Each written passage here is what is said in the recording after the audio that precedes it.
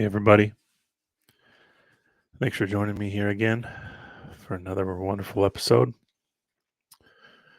Couldn't keep doing this without your continued support and interest. So I'm greatly appreciative of you all out there. This is one I posted quite a while back, but first time putting it into video format, obviously. And yeah, just a remarkable newspaper clipping. One of my favorite giant animal stories in general. So, yeah. Again, welcome to June. Going to be a great month. I'm going to be super busy. Lots of big goals. Shooting for a new video every day this month. So, yeah. Again, thank you for your support. Couldn't do it without you guys. Make sure to leave your comments, what you think. Stay tuned for more. Go back through my archive if you're new to the channel. Got a few other great giant beasts, and a lot more to come. Video number 2 for the membership program comes out into this week. Every month will be a new theme. This month it's Atlantis. So check that out if you're interested in more material. What else? I think that's it. Let's get in the article here. So yeah, this is, as you can see by the thumbnail, get a little bit of a taste of what we're going to be jumping into here. This is from 1910. 1910. Here we go. Let's go a little farther, huh? Boom, that looks perfect. Okay. Hunting a live prehistoric monster. One of the most remarkable scientific discoveries ever made has just been reported by an expedition of British scientists. In the wilds of New Guinea, the great unexplored island just north of Australia, these scientists have run across a marvelous race of pygmies whose average height is about 4 feet 3 inches and a monster mammal considerably larger than an elephant, which they have named the gazika, and which has seemingly wrought great havoc amongst the pygmies. Now, this is fantastic because if you'll remember, mid 4 feet, dark skinned, is very similar to some of the races in California, Nevada, Arizona, and New Mexico. And again, if you're new to the channel, welcome. I have a multiple part series called Anomalous America. I'm 11 episodes in, or the 11th episode is Louisiana. That comes out on Tuesday. But we have giant redhead fighting giant monsters, protecting pygmies, living together in the same community. So check that out. Great correlations here. Size, skin color, similar stories of fighting giant beasts. Yeah, ties back with Atlantis. So many great overlays. So check that out if you aren't familiar or haven't seen it. Just what species the gazika belongs to has yet been determined. But in the description given by the explorers, Dr. W. D. Matthew of the American Museum of Natural History sees a strong resemblance to a prehistoric monster known as the Diprotodont, fossil remains of which have been found at different times throughout Australia. The expedition was sent out by a committee appointed by the British Ornithologists Union to explore the Great Snow Mountains in Dutch New Guinea and consists of several famous scientists headed by Walter Goodfellow, the naturalist. The expedition landed at the mouth of the Mimica River. Mimica. Micmac. Mimica. Very interesting correlation there. On the south coast of Dutch New Guinea in the early part of the year, and at once pushed into the interior.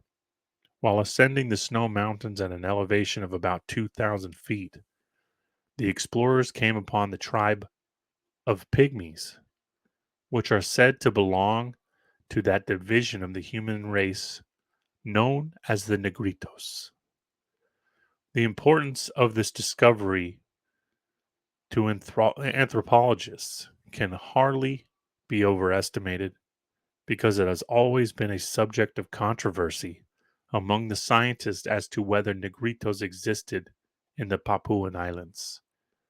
Well, perhaps later down the road, I have another fantastic article about the Pygmies of New Guinea.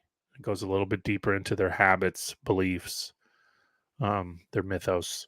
So, if you enjoyed this video and you want to learn more, make sure to leave a comment, and I'll work on a part 2 where we get into the actual background of these pygmies. And also, one of the oldest human skeletons ever found was a pygmy skeleton of a similar bone structure found in the La Brea tar pits. So again, the pygmies were living in the same time frame as gigantic red-headed men, as well as giant beasts, not just in New Guinea and Australia as they're theorizing, but also here in America. The New Guinea savages, or Papuans as they are called, are comparatively well known, but they are a very different kind of men to the pygmies just discovered. The typical Papuan is much taller than the average European, often attaining a height of 7 feet, and is strongly built. Again, we got giants living with pygmies, living with giant creatures. Here's the gigantic skull of the Diprotodon in comparison with a human man skull. I don't know if that's a pygmy skull or if that's what, but I would imagine that's a normal sized human skull, because if you look here, here's the size of a pygmy to the foot. Enormous foot of gazika reconstructed from recent tracks. The foot is as big as the pygmy, 4 foot. Its print is 4 feet or bigger. So again, we have 7-foot tall Papuan living with pygmies. The color of the skin varies from deep chocolate to nearly black. The nose is large and prominent, and a nose bar of shell, bone, or wood is usually thrust through it. You got a similar demographic in parts of the Yucatan and even farther south. Their houses are generally built on piles. Okay, this is a fantastic um, mention here, because this nods to not only the lake dwellers of Switzerland, which you have dark-skinned tall men and dark-skinned short men. This also correlates with Florida, where you have the lake dwellers. Also Mexico. Also Venezuela. Venezuela. Same thing. Lake dwellers, pile dwellers. They drove these piles deep into the ground and lived on the water. And as in Borneo, are often communal and of very large size. Many families occupying one building, which may be as much as 700 feet long. Then there are remarkable houses built in trees and known as dobos. But these are usually only to escape their enemies. Cannibalism prevails among the Papuans, although it is by no means universal. You find a similar narrative here in America and South America and Mexico. The Negritos, on the other hand, which heretofore have been thought to occupy only the Ottoman Islands in the Bay of Bengal, the northern portion of the Malay Peninsula. Now, remember, we have Malay men found all over Mexico. And the Philippine Islands are characteristically short. Another fantastic revelation here is that one of the predominant languages was an ancient, quote, ancient version of Arabic. Same thing that existed here in Mexico. Are characteristically short. No adult standing over 4 feet 6 inches, while the women are rarely exceed 4 feet. The average height is about 4 feet 3 inches. I also have a fantastic article about the Pygmies of the Philippines. So again, if you're interested in more material on that, please let me know in the comments. The main features of this peculiar human type, apart from their diminutiveness, are the extraordinary dark color of their skin, which approaches the color of a newly black leaded stove.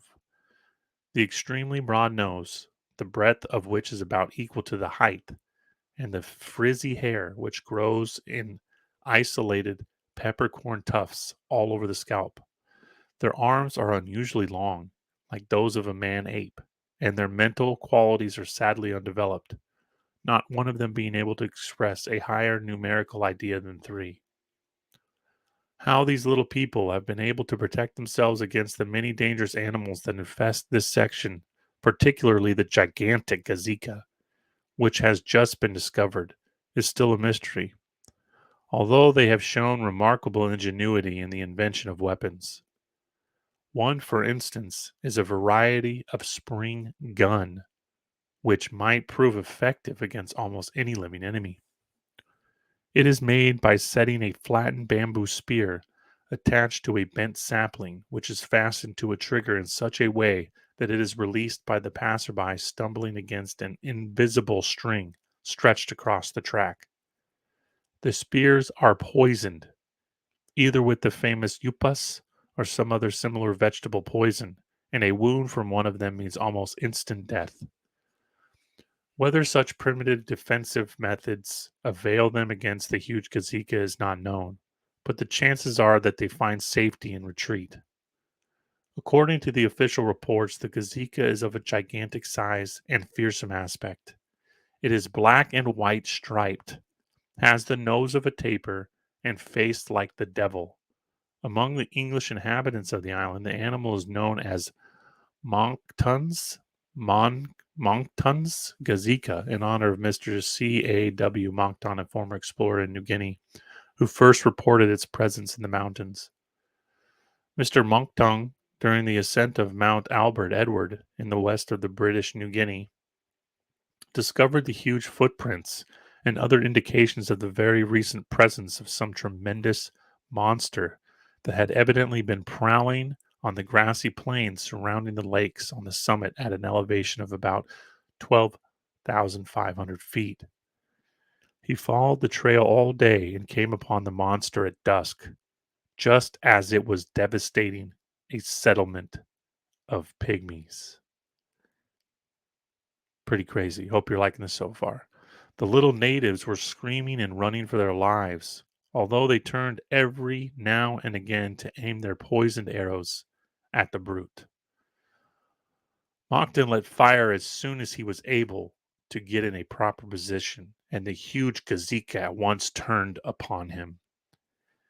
As it reared upon its hind legs and pawed the air, it looked to the hunter as big as a mouse, standing fully 25 feet high. 2 of Moncton's bullets seemed to take effect, as a stream of blood flowed freely from the animal's shoulder. But before Moncton was able to reload, the animal turned and fled. By that time, it was too dark to follow him, and Moncton never had another opportunity to renew his pursuit. None of the inhabitants was brave enough to repeat Moncton's attempt to capture the brute, and until the British expedition reached New Guinea, he has prowled around with impunity, occasionally descending upon the rudimentary huts of the Pygmies and destroying those who failed to fly in time. The British explorers were aware of Machdon's experience, and in fact, it is believed that one of the principal objects of the expedition was to secure a specimen of the strange monster. It has long been known that there were many mammals in New Guinea still to be discovered, but just what they expected to find, the scientists themselves could not tell. New Guinea lies to the east of what is known as Wallace's Line, an imaginary line defended by A.R. Wallace, on one side of which only placenta animals are found, while on the other side only marsupials exist. No tapirs or rhinoceroses exist in the east of Wallace's Line, which includes Australia and New Guinea. But about the period when the mastodon and the mammoth flourished in America, a huge marsupial known as the diprotodont is known to have existed in Australia.